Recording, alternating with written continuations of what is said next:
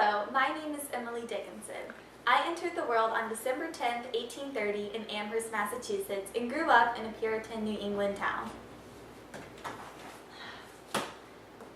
Love these books. I studied at the Amherst College and the Mount Holyoke College when I was a teenager. In the 1860s, I lived in almost complete isolation, except for occasional visitors and visits from my family members. Oh, hey, sis. Hey. This is my sister, Lavinia. Her and my brother, Austin, help with the intellectual aspects of my poetry.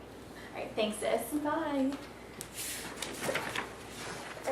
So, three men who really influenced my poetry were Otis P. Lord, Samuel Bowles, and Reverend Charles Wadsworth.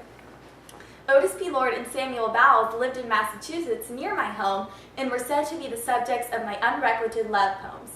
I first met Reverend Charles Wadsworth on a trip to Philadelphia, and when he visited my home in the 1860s, after he left, I wrote a huge flow of heartsick poems. Other influences on my writing were the Book of Revelation in the Bible and the Puritan New England town that I grew up in. This is my trusty writing notebook. I usually write in lyrics, which are short poems that have a single speaker who is not necessarily me. And when I state myself as the representative of the verse, it is not necessarily me, but a supposed person. Most of my poems also did not have titles. Specifically, only 10 of my 1,800 poems actually had titles. And I also use the universal themes of nature, love, death and immortality, and self-identity. I also like to use concrete images to describe abstract ideas in my poem, Because I Could Not Stop for Death. Because I could not stop for death, he kindly stopped for me. The carriage held but just ourselves in immortality. We slowly drove, he knew no haste, and I had put away my labor and my leisure too for his civility. We passed the school where children strove at recess in the rain. We passed the fields of gazing grain. We passed the setting sun. Or rather, he passed us. The dews grew quivering and chill, for only gossamer my gown, my tippet only tulle. We paused before a house that seemed a swelling of the ground. The roof was scarcely visible, the cornice but a mound. Since then, 'tis centuries, and yet each feels shorter than the day. I first surmised the horses' heads were toward eternity. So I have achieved many achievements throughout my life. My poems were published in 3 sets. The first set in 1890, the second in 1891, and the third in 1896. In 1955, the first scholarly publication of my poems was released. So I have been continuously in print since 1890, which is a remarkable achievement.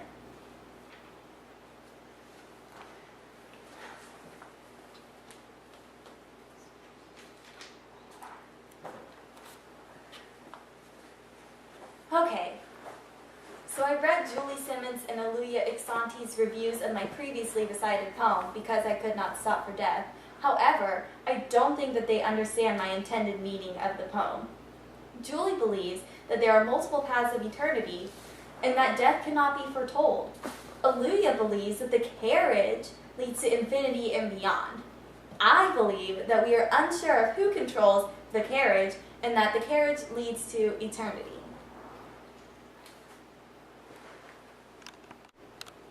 Though I died on May 15, 1886, I am still an influential figure in today's American culture. I am taught throughout all levels of literature and poetry classes in the United States. My poems have also inspired contemporary composers of today. As my lasting impression, 2 Emily Dickinson elementary schools were built, one in Bozeman, Montana, and the other in Redmond, Washington.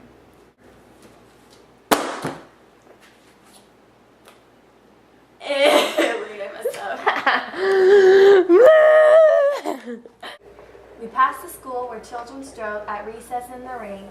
We passed the school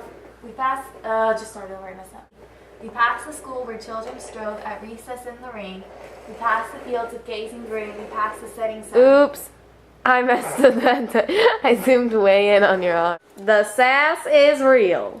Should I do that? Yeah, totally. Hopefully you enjoyed that real quick autobiography and are super pumped to eat great food and learn about not as awesome poets. Ciao!